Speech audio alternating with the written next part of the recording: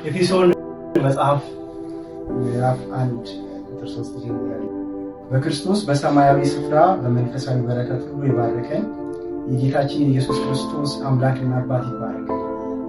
ዓለም ሳይፈጠር በፊቱ ቅዱሳንና ነውር የሌለን በፍቅር እንሆን ዘንድ በክርስቶስ ወደደን።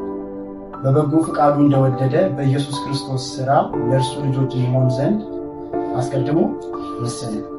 በውድ ልጁም እንዲያው የሰጠን የጸጋው ክብር ይመሰገን ዘንድ ይህን አደረገ። በውድ ልጁም እንደ ጸጋው ባለጠግነት መጠን በደሙ የተደረገ ቤዛነታችንን አገኘ። እርሱም የበደላችን ስርየት ተሰምነ ጸጋውንም በጥበብና በአእምሮ ሁሉ አበዛልን። በክርስቶስም ለማድረግ እንደወደደ እንደ ሐሳቡ የፈቃዱን ምስጢር አስታውቆናልና በዘመን ፍጻሜ ይደረግ ዘንድ ያለው ሐሳቡ በሰማይና በምድር ያለውን ሁሉ በክርስቶስ ለመጠቅለል እንደ ፈቃዱ ምክር ሁሉን የሚሰራ እንደሱ ሐሳብ አስቀድመን የተወሰንን በክርስቶስ ደግሞ ርስትን ተቀበልን።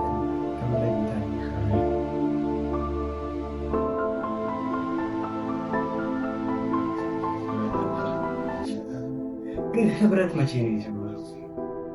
ህብረት መቼ አንድነት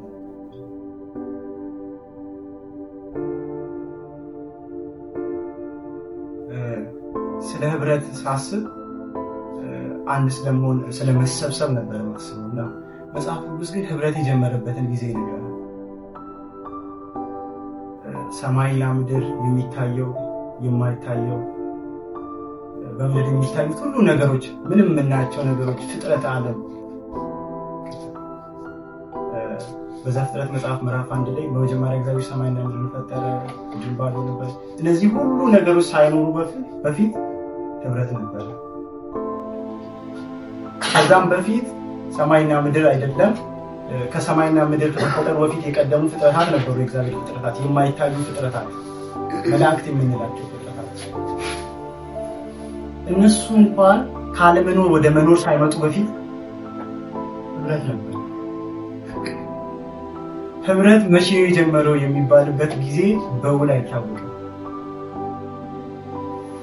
ይህኔ ነው የጀመረው ማለት አንቺ። ምክንያቱም እግዚአብሔር መቼ ነው የጀመረው ስንል መልስ ስለማለት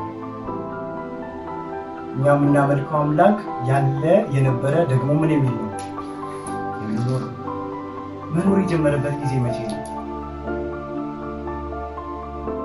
ያለ ነው ምንድነው? እግዚአብሔር ያለ የነበረ የሚኖር ነው እንጂ የጀመረ የሚባልበት ቀን ነው። ለዛ ነው በዮሐንስ ወንጌል ምዕራፍ 1 ላይ በመጀመሪያ ምን ነበረ? ቃል ነበረ። እና እኛ ክርስቲያኖች ደግሞ ስለ ትሪኒቲ እናውቃለን፣ ስለ ስላሴ እናውቃለን፣ በስላሴ እናውቃለን። ይሄ ህብረት የነበረው በመጀመሪያ በእግዚአብሔር ዘንድ ነው። በሶስትነት እንትነት አንድ እግዚአብሔር አምላክ ስንት አካላቶች አሉ? ስንት አካላት? ሶስት። በአካል ስንት እየለየን ይደርስ ስንት አካል? ሶስት። በስም ስንት? በመለኮት ግን ስንት? የልዩነት አንድ ነው። እግዚአብሔር በዘላለም ውስጥ በዛ ጥንት ውስጥ ብቻውን አይነበርም። በስላሴ እናውቃለን። ሙሉ ባናውቅም ባንችል መጽሐፍ በገለጠልን እግዚአብሔር ባበራልን ልክ እናውቃለን። ከመታወቅ የሚያልፍ እውቀት ስለሆነ ነገር ግን የሶስትነት አንድነትን እናያለን። በስም ሶስት፣ በአካል ሶስት፣ በመለኮት በግብር አብ ያለ ወልድ ብቻውን አምላክ ግማሽ አምላክ አይደለም ሙሉ አምላክ እና በዘላለም ውስጥ ምንም ነገር በሌለበት እግዚአብሔር ብቻውን በህብረት ነበር።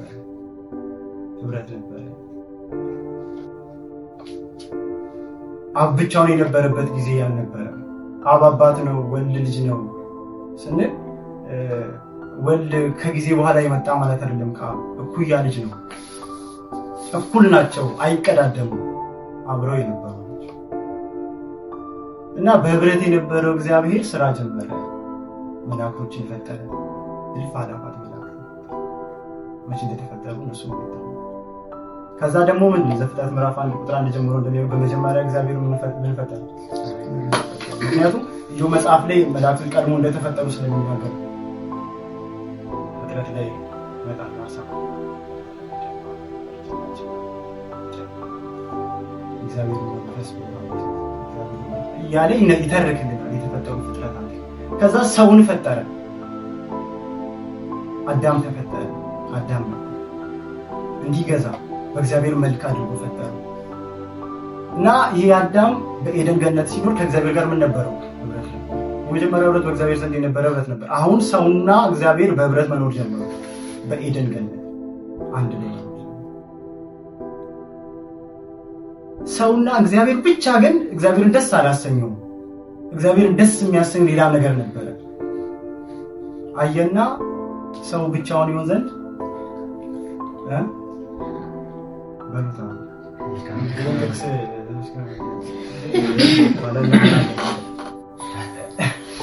ብቻውን አይደለም ብሎ ሴትን ፈጠረ። እግዚአብሔር የሚፈልገው ህዝብ ጋር ህብረት ማድረግ። ህዝቦች በራሳቸው ህብረት ሲያደርጉ ማየት ይፈልጋል። እንደገና ከራሱ ጋር ደግሞ ህብረት ሰው እንዲያደርግ ይፈልጋል። እግዚአብሔር በአጠቃላይ ምን ይፈልጋል ማለት ነው? ብቸኝነትን አይወድም ማለት ነው። ሰው ብቻውን እንዲሆን አይፈልግም። ሰው ከሱ ጋር ብቻውን ሪሌሽንሺፕ እንዲኖረን ማለት ነው። እኔ ከጌታ ጋር ብቻ ነው ሪሌሽንሺፕ፣ ምንም ሰው አያስፈልገኝም እንድንል አይፈልግም። ከሰዎች ጋርም ህብረት እንድናደርግ ይፈልጋል። እንደገና ደግሞ ከሰዎች ጋር ብቻ ህብረት እንድናደርግ አይፈልግም። ከሰዎች ጋር ሆነን ከሱ ጋር ህብረት እንድናደርግ ይፈልጋል። እና የሚያምር ህብረት ነበር አዳምና ሔዋን እግዚአብሔር ጋር ንጹህ ጤነኛ የሆነ ነቀፋ የሌለበት ህብረት ነበር። ግን ያው እንደምታውቁት ወታለ የወደቀ መልአክ ነበረ መጥቶ ከእግዚአብሔር አጣላቸው አይደለ? ከእግዚአብሔር ጋር ያላቸውን ህብረት አበላሸ። እንደ እግዚአብሔር ትሆናላችሁ ብሎ አይደለ? ፍጥረት ላይ እና ሔዋን ወሰደች፣ ፍሬውን በላች። ባለመታዘዟ ምክንያት እግዚአብሔር ነግሯቸው ነበር፣ በበላ ቀን ሞትን ትሞታለህ ብሎታል። መሞት ማለት ደግሞ መለየት ነው። የነበረውን ሪሌሽንሺፕ ነው ያጣው። ከእግዚአብሔር ጋር የነበረውን ህብረት አጣ። ባለመታዘዙ ምክንያት ህብረት ተበላሸ። የሔዋን ነገር ግን በቃ ያስጨንቀዋል ብላ ስትለው በቃ እንጂ ቆይሽ ምንም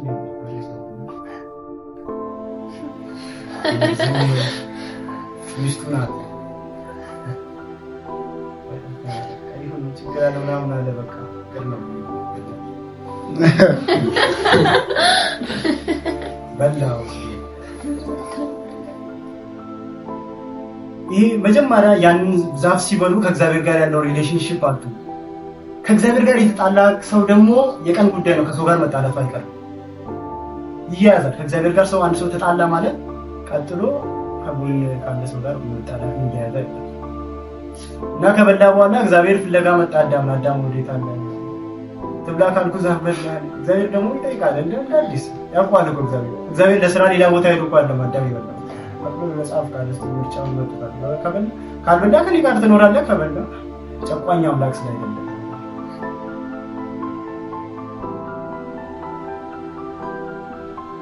በላ ከእግዚአብሔር ጋር ያለው ሪሌሽንሺፕ አለ። ከዛ እግዚአብሔር ጠየቀው፣ በላ አንተ የሰጠኸኝ እሷ አሳተችኝና በላ። እሷ በዚህ ሰዓት ሔዋን ምን የምትለው ይመስላችኋል? ወንድ የኔ ባል ነው የምትለው? አኮራኝ ነው የምትለው? እሷ ናት እያለ ሲያሳብብ ሰላም ይሆናል መካከላቸው ያለው ግንኙነት? ቀጠለ ማለት ነው። ከእግዚአብሔር ጋር የተጣላው ሰው አዳም ከማን ጋር መጣላት ጀመረ? ከሚስቱ ጋር። ቅድም አንቺ ገሰጠሽ ለላለሽ አሁን ችግር ውስጥ ሲገባ አንቺ ቆንጆ ደግሞ አንተ የሰጠኸኝ እግዚአብሔር የፈጠረው ህብረት ላይ መልካም አድርጎ የሰራው ነገር ይህን የመሰለ እግዚአብሔር ዋጋ የሚከፍልበት ህብረት ጤነኛ የሆነ ህብረት ነበር፣ ተስተካከለ ህብረት ነበር እና የእግዚአብሔር ሐሳብ ደግሞ የእግዚአብሔር እቅድ፣ የእግዚአብሔር መሻቱ፣ የእግዚአብሔር ጥማቱ ዋና ነገሩ ህብረት ነው።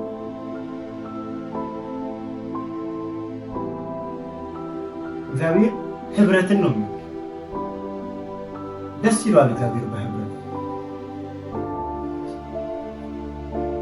ነገር ግን የሚወደውን ነገር መቼም ሰይጣን የእግዚአብሔር ተቃራኒ መሆን እግዚአብሔር ከተቃረነ ደስታው ምንም ይፈጠር ምን እሱ ጉዳይ አይሰጠው።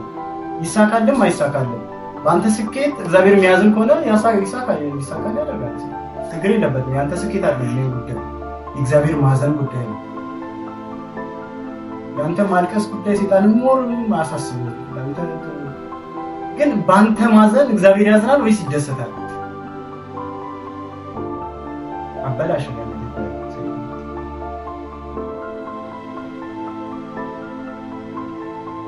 እና እግዚአብሔር ይህንን ህብረት ለመመለስ ሰዎች እንደገና ከእግዚአብሔር ጋር ህብረት እንዲያደርጉ ዋጋ ከፈለ። አሁን ባነበብኩት ክፍል ውስጥ ዓለም ሳይፈጠር በፊቱ ቅዱሳንና ያለ ነውር እንድንሆን በፊቱ ከሱ ጋር ልጆቹ እንድንሆን አብረነው እንድንኖር እንደውም ጭራሽ ስለ ሚስጥር ያወራል አይደለ? የፈቃዱን ምን አስታወቀ ነው? ሚስጥር አስታወቀ። ሚስጥር ማለት ምንድን ነው? ለሩቅ ሰው ነው ሚስጥር ነገር። ለሩቅ ሰው ሚስጥር አይነገር። እግዚአብሔር አቀርበው ሚስጥር መናገር ሁላ የሚፈልገው አብሮ ማኖር ነው የሚፈልገው። ግን ከላይ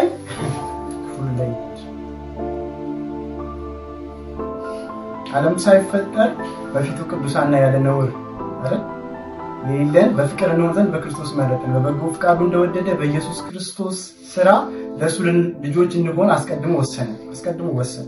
በውድ ልጁም እንዲያው የሰጠን የጸጋው ክብር ይመሰገን ዘንድ ይህን አደረገ። በውድ ልጁም እንደ ጸጋው ባለጠግነት መጠን በደሙ የተደረገ ቤዛነታችንን አገኘ። ይኸው እግዚአብሔር ሐሳቡ ምንድነው ብያቸዋለሁ። እግዚአብሔር ዋና ሐሳቡ ምን ማድረግ ነው? ሰዎችን ከማን ጋር ማኖር ነው? ህብረት አይደለም ዋና ሐሳቡ? አይገርማችሁም? ማዳን አይደለም ዋና ሐሳቡ አይደል? እግዚአብሔር ሐሳብ እኛን ማዳን አይደለም ዋና ሐሳቡ። የሐሳቡ ጥግ የሐሳቡ ጎል እኛን ማዳን አይደለም። እኛን ከጨለማ ወደሚደነቅ ብርሃን መጥራት አይደለም። እኛን ንጹህ አድርገን ራሳችንን የቻልን ሰዎች አድርጎ መልቀቅ አይደለም ሐሳቡ። የእግዚአብሔር ሐሳቡ መጨረሻው ቅዱሳንና ነውር አልባ እንከን የሌለሽ አድርጎ ቅዱስ አድርጎ ልጆቹ አድርጎ ከራሱ ጋር አንዴ ማድረግ ነው፣ የማኖር ነው ሐሳቡ። ፍቅሩን የመግለጽ እንትን የለበትም፣ አባዜ የለበትም ምንም ነገር። እንኳን እግዚአብሔር እናንተ ራሱ ፍቅር የመናገር ዋና ጎል የላችሁ እንደ ፍቅረኛ ነው። እዚህ ውስጥ ፍቅረኛ ያለው ሰው አለ? እንደዚህ ነው ለቤተክርስቲያን ማሳወቅ ነው።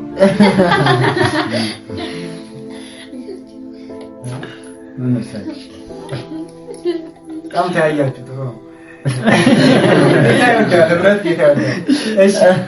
እና አማርኛ ሙሉዎች ላይ ታችሁ ከሆነ ብዙ ጊዜ የተለመደ ነገር አለ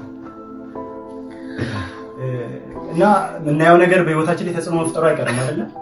የምናየው ነገር ካልተጠነቀቅን ከዛ ነገር መጠበቅ አንችልም። ስንጠነቀቅ ነው የምንጠበቀው። እና ብዙ ጊዜ አማርኛ ፊልም ላይ የሚስተዋል ነገር አለ። የሆነ ልጅ ይኖራል። ብዙ ጊዜ አማርኛ ፊልም ላይ ደግሞ የፍቅር ነገር ይመስላል። የሆነች ልጅ ይወዳታል አይደል? በጣም ይወዳትና ልጅቷ ጋር ነው ሄደው እሱ ይሄና እኔ በቃ ታኝሽ ጊዜ ያለው አንቺ ወጣቶች አፋፍረስ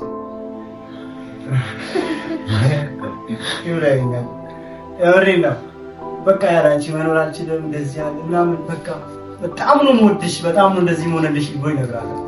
ከዛ ግን ኤክስፔክት ያደረገው መልስ ልትመልስ ትችላለች። እኔ ብራዘር ጀስት ጓደኛሞች እንደሆነ ነው የማውቀውና ስትለው ብዙ ጊዜ አማርኛ ፊልም ላይ ምላሹ ተመሳሳይ ነው። እኔ ጀስት አብረን እንሆን ምናምን ለማለት አይደለም እኮ የነገርኩሽ። አብረን ከዚህ በኋላ አብረን እንሆን ሳይሆን እንድታውቂ እኮ የነገርኩሽ። ይሄ የለየለት የመጨረሻ ውሸት ማለት ነው። አንድ ሰው ፍቅሩን የመግለጥ ፕሮግራም የለውም። ነገር ግን ፍቅሩን ነግሮ ከሚወደው ሰው ጋር አብሮ የመኖር ፕሮግራም ነው። የመናገር ሐሳብ የለውም ግን ነግሮ አብሮ የመኖር። ታዲያ ሰው አፍቃሪ እንደዛ ከሆነ እግዚአብሔር ለኛ ልጁን ሰውቶ ወዳቸዋለሁ ማለት ሐሳብ ነው። እንደሚወደን ነግሮን ከኛ ጋር የመኖርና ከኛ ጋር ህብረት የማድረግ ነው ሐሳብ።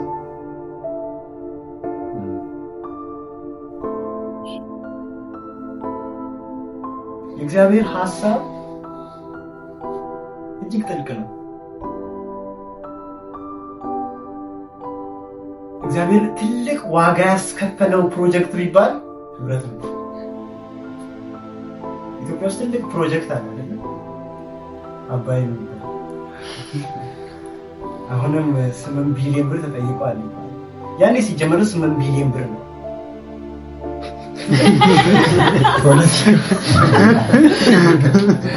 ሲጀመር በ8 ቢሊዮን ብር ያልቃል ተብሎ ነው ፕሮጀክት። አሁን 8 ቢሊዮን ብር በመሀል የወጣው ወጪ አለ። እጅግ በቃ ኢትዮጵያ ትልቅ ዋጋ ወጣውበት ምድር እግዚአብሔር ምንድነው ትልቅ ዋጋ ያወጣበት ፕሮጀክት ምንድነው? ሰማይና ምድር ነው ምንድነው? ሰው እንደዛ ይይዛል። እግዚአብሔር ትልቅ ዋጋ የከፈለበት ፕሮጀክቱ ህብረት ነው።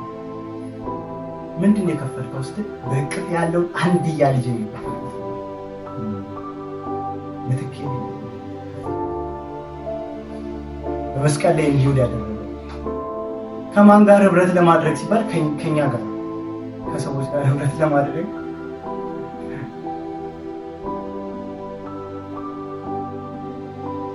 ምን ያህል ለእግዚአብሔር ኢምፖርታንት እንደሆነ ህብረት ነው። መንፈስ ቅዱስንም የሰጠን እንድንሆን ዘንድ ነው አይደል? ከወጣበት ሳይል ላይ በገባበት ውስጥ የሚያድረው መንፈስ ቅዱስ እንዲህ ሊያያይዘን እኮ ነው፣ አንድ ሊያደርገን እግዚአብሔር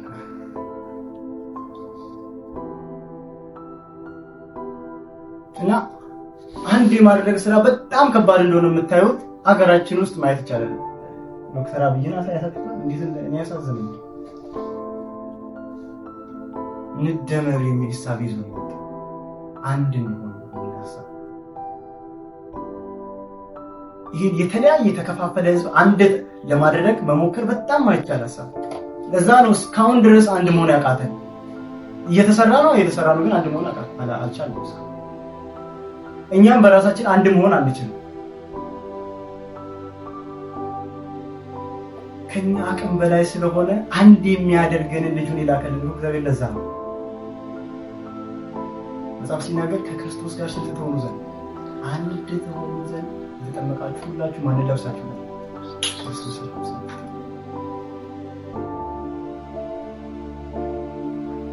ዋጋ ያስከፍለናል። እኛ አንድ ደግሞ አንድ እንሆን ተባብለን አንድ እንሆን ተነጋግረን አንድ መሆን አንችልም። አንድ የሚያደርገን አንድ ጌታ ነው። ከበለ ጌታ ነው። እየሰማችሁኝ ነው አይደል? ከእግዚአብሔር ቅድም ብያችኋለሁ። ከእግዚአብሔር ጋር ያለውን ፌሎሺፕ ከእግዚአብሔር ጋር ያለውን ህብረት አንድ ሰው ካጣ ቀጥሎ ከማን ጋር ያለውን ያጣል? ከሰው ጋር ያለውን ያጣል። ወንድሙ መግደል። ከእግዚአብሔር ጋር ግን የተሳካለት ነቀፋ የሌለበት ጤነኛ የሆነ ሪሌሽንሺፕ ሲኖረው ቀጥሎ ከማን ጋር? ከሰው ጋር። ቀድመን እንዲህ ስለኛ ህብረት ከማውራታችን በፊት ከእግዚአብሔር ጋር ያለን ህብረት ትክክለኛው ምንጩ መስተካከልና መጣራት አለ።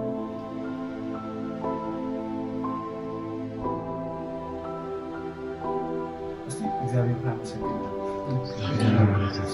ይህንን ድንቅ ህብረት ስለሰጠኝ ከአንተ ጋር እንደሆን ስላደረገ ዋጋ ከፍሎበት ነው። እኛን ከራሱ ጋር አናደርግ ከራሱ ጋር ልጆቹ አድርጎ ቤተሰብ አደረገ። ሚስጥር ሊያወራ የእሱ ሚስጥር ኢየሱስን ሊነግረን።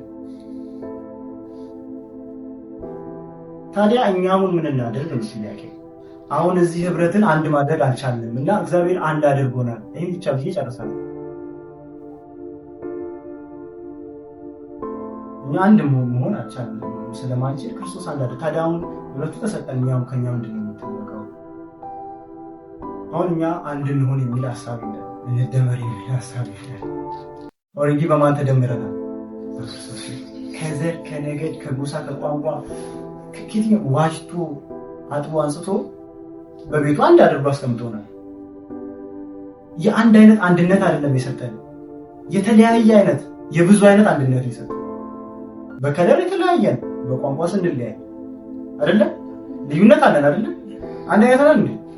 የአንድ አይነት አንድነት ይፈልግ ነው የአይሁዳዊ አንድነት ይፈልግ ነው አይሁዳዊ ብቻ ነው ይመርጥ ነበር ወይ? የቀይ አንድነት ይፈልግ ቀዮችን ብቻ ያጨጭራና እንደሚፈልግ ያላችሁ ብቻ ረጃጅሞችን ደግሞ እንግዲህ ማለት ሊፈልግ ሌላ ውስጥ ግን የልዩነት አንድነት ገንቢ ሆነ አንድነት የሚያፈርስ አይነት አለ። የዓላማ ልዩነት ያለ የለም። የግብ ልዩነት የለም።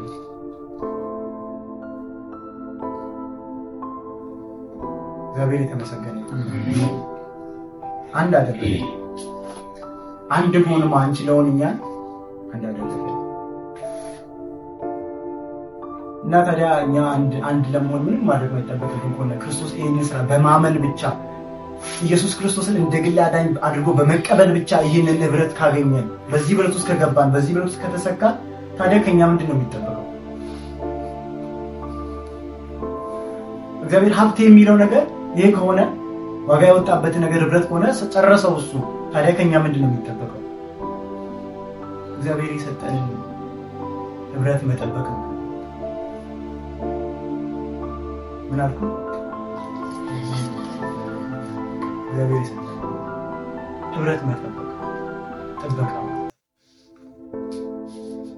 እንደዚህ ይባላል አይደል? ድሮም በደርግ ዘመንም አሁንም ነው መሰለኝ ሲቪል ሰው ኖርማል ሰው ሽጉጥ መያዝ ይችላል።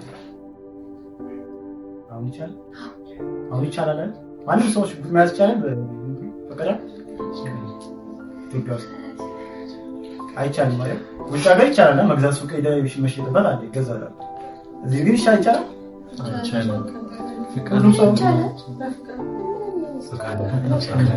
ሀብታም ከሆንክ ግን ፍቃድ ካለክ ምን አድርግ ትችላለህ? ዝም ብለህ አትችልም። ምን ሲኖር ነው የምትይዘው? ሀብት ሲኖር፣ ንብረት ሲኖር፣ እንትን ሲኖር፣ የሆነ ነገር ዕቃ ሲኖር፣ የሚዘረፍ ነገር ሲኖር ፍቃድ አውጥተህ ምን ይኖርሃል? ምን ይኖርሃል?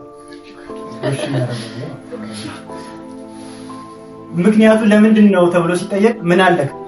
ከጀርባ ሀብት አለ። ሀብት ባለበት ደግሞ ምን ሊኖር ይችላል? ምን ሊመጣ ይችላል? ሌባ ሊመጣ ይችላል። ሀብት ነው። አሁን እኛ ክርስቲያኖች እንደዚህ አይነት ሀብት የለንም፣ ብር ወርቅ የለንም። ሚዘረብ ቤተክርስቲያን እኛ ጋር ዋና ምን በጣም ትልቅ ዋጋ የተከፈለበት ሊዘረፍ የሚችል ነገር ምንድነው? ሀብታችን ምንድነው ሲባል እግዚአብሔር ይስጠን። ሀብት ምንድነው? አንድነታችን፣ ህብረታችን። ይሄ ህብረታችን ሀብታችን ነው። ከእግዚአብሔር ጋር ያለ ሪሌሽን ሀብት ነው። ምክንያቱም ምንድነው የተከፈለበት? 8 ቢሊዮን ብር ነው። እንዳባይ አባይ እንኳን 8 ቢሊዮን ብር ምናምን ያው ወጪ ከወጣበት በኋላ ፕሮጀክቱን ተውት ይሄዳሉ እንዴ? አሁን ብትሄዱ አባይ ማንም የለም ሰው እዛ አካባቢ ምን አለ? ልዩ እንቅስቃሴ ብታደርግ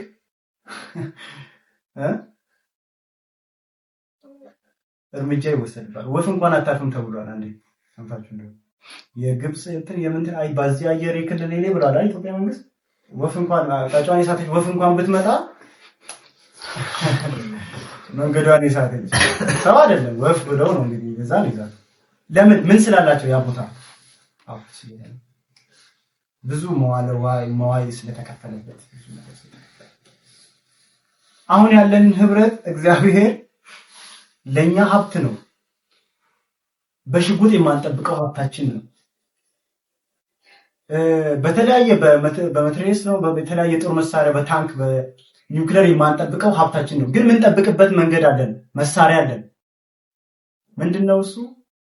ኤፌሶን መጽሐፍ ምዕራፍ 4 ላይ ይላል ቁጥር 2 ምዕራፍ 4 ቁጥር 2 እስቲ አንድ ላይ እናንብበው። በትህትና 1 2 3 በትህትና ሁሉና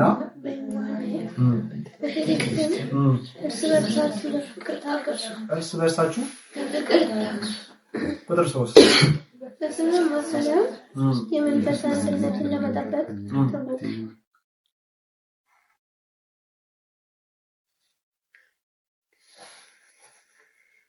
ስለዚህ ህብረት ይሄንን ህብረት የምንጠብቅበት አንደኛውና ዋነኛው ነገር ቁጥር 2 ላይ እንደሚለው በትህትና ብሎ ይጀምራል። በትህትናና ነው የሚለው አይደል?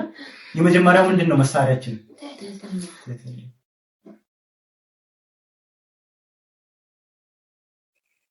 ትህትና እኮ ምን ይመስላል መሰላችሁ?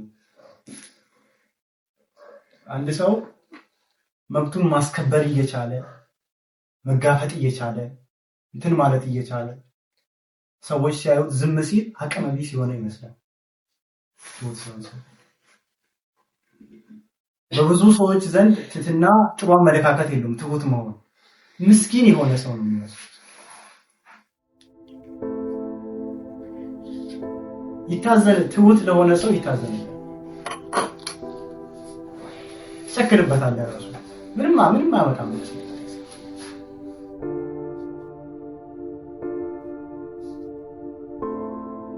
ህብረታችን ለመጠበቅ የሚያስችል አንዱ መሳሪያችን ምንድነው ብያለሁ?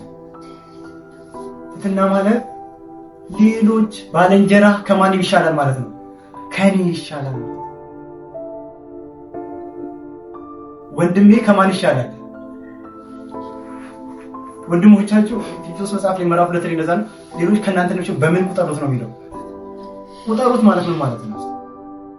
ይሁንለት በቃ ምንም የለውም የሚያበልጠኝ ግን ነው እንዴ ወጣይ ቁጠሩት ስለሚል ብቻ ልቁጠረው እንደማለት አይደለም። መቁጠር ማለት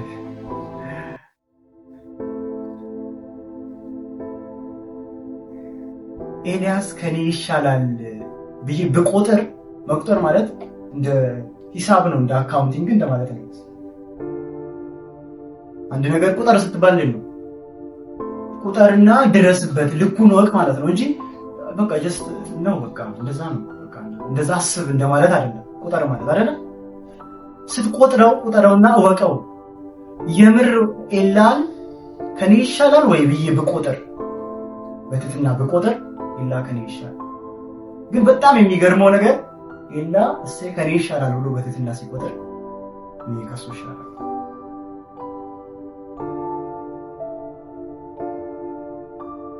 ትሁት ሆነን ስንል ሰልፊሽነት ከኛ ላይ የለም ማለት ነው። እኔነትነት የለም። ወንድሜ ይሻላል። ይሄ ባህሪ ጌታ ብለን በምንከተለው በኢየሱስ ላይ የተጸባረቀ ባህሪ ነው። ኢየሱስ ምንድነው? እኔ የዋህና በልቤም ሮል ሞዴላችን ኢየሱስ አይደለም። ሰውን እንኳን ምን መስለው ኢየሱስን ከመሰለኩ ነው አይደል? በራሷን መስለው እኔ ጳውሎስ እኔ ኢየሱስን እንደመስል እኔ ክርስቶስን እንደመስል እንጂ ዝም ብሎ መሰሉኝ የለም። ኢየሱስን ተመስላለህ ወይ?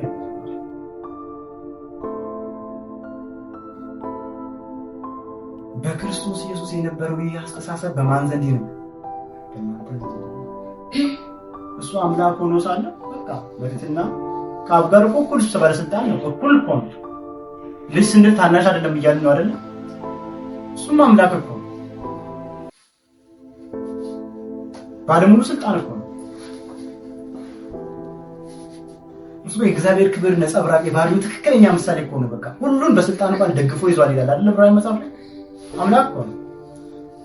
ግን ትህትናን ከሱ ህይወት ስለምንድማር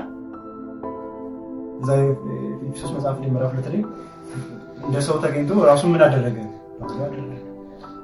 እስከ መስቀል ሞት የታዘዘው ነው። አምላክ መሆን መተካከል እንደመቀማት ሳይቆጥር የባሪያ መልክ ይዞ በሰው አምሳል ተገኝቶ ራሱን ዝቅ ዝቅ አለ። ህብረታችን በጣም መጠበቅ የምንችለው በመሳሪያ እንጠብቅ። እርግጥ እኮ ነው ምናምን ብለሽ በዛት ነው። ህብረት የሚጠበቀው በምንድን ነው? መጀመሪያ በትህትና ድምጻችሁን ከፍ አድርጉ እስኪ። ጌታ ይመስገን። ይሄ የተወደደ ህብረት ነው። ትህትና የተሰበተ ህብረት። ሁለተኛው ምንድን ነው? የዋህነት። ከዛ ምን አለ? ህብረት ውስጥ ነው። እነዚህ ባህሪያቶች ናቸው ምን እንጠብቅበት ከኛ የሚጠበቁ ናቸው። እርስ በርሳችሁ በፍቅር ታገሱ። በሰላም ማሰሪያ የመንፈስ አንድነት ለመጠበቅ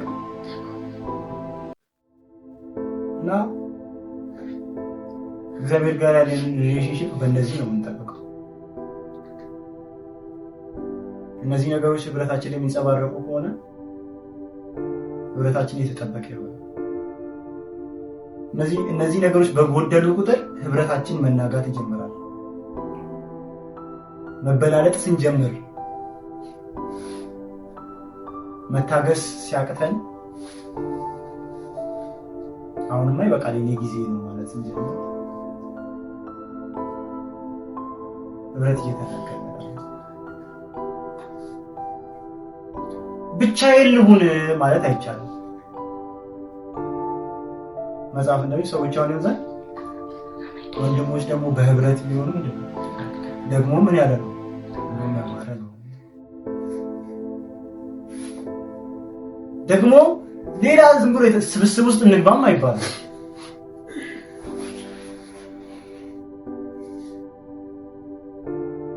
እና ታዲያ የህብረት ግን አስፈላጊነት በህብረት ውስጥ ታዲያ ዝም ብሎ መቀመጥ ነው ዋና ዓላማው? ለምንድን ነው ያስፈልጋል?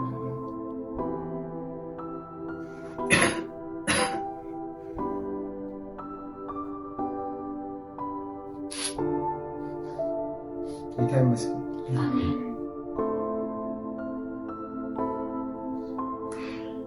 እስቲ ምዕራፍ 3 ላይ በሲያም ምዕራፍ 3 ቁጥር 18 ከቅዱሳን ሁሉ ጋር ስፋቱና ርዝመቱ ከፍታው ጥልቀቱ ምን ያህል መሆኑን ለማስተዋል ከመታወቅም የሚያልፈውን የክርስቶስን ፍቅር ለማወቅ ተበረቱ ዘንድ እስከ እግዚአብሔር ፍጹም ሙላት ደርሳችሁ ተሞሉ ዘንድ ቀጥል ልክ ሲጀምር ወደ ነው ከቅዱሳኑ ጋር ሁሉ ጋር ሆነን በህብረት ሆነን አንድ ሆነን ከመታወቅ ምን የሚለው የሚያልፈውን የክርስቶስን ፍቅር ለማወቅ ምን ትሉ ዘንድ ህብረቱ አሁን የምናበረው ህብረት አንድነታችን ወዴት ነው የሚያሳድገን? ከመታወቅ የሚያልፈውን የክርስቶስ ፍቅር በምን ሆነን በህብረት ሆነን ለማወቅ እንድንበረታታ ነው።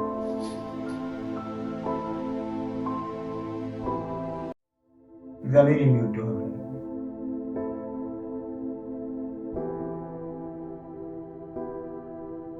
ክብር ለጌታ። እግዚአብሔር በዚህ ህብረት ይባርከን፣ በትህትና ይባርክ። ትህትናን እንደ ልብስ እንድንለብስ ይልላል፣ እንደ መጎናጸፊያ እንድንጎናጸፍ እነዚህም ባህሪያት በህይወታችን ላይ እንዲገለጡ ህብረት እንዳይሰብረን ህብረት ውስጥ ገብተን እነዚህ ነገሮች ታዲያ ይሰብረናል።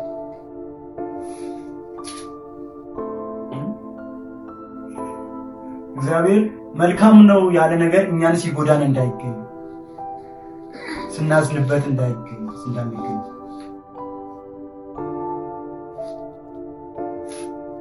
እግዚአብሔር መልካም አይደለም ሰው ብቻውን ማለት ተብሎ ሰው ብቻውን ሲሆን መልካምነት ከተሰማው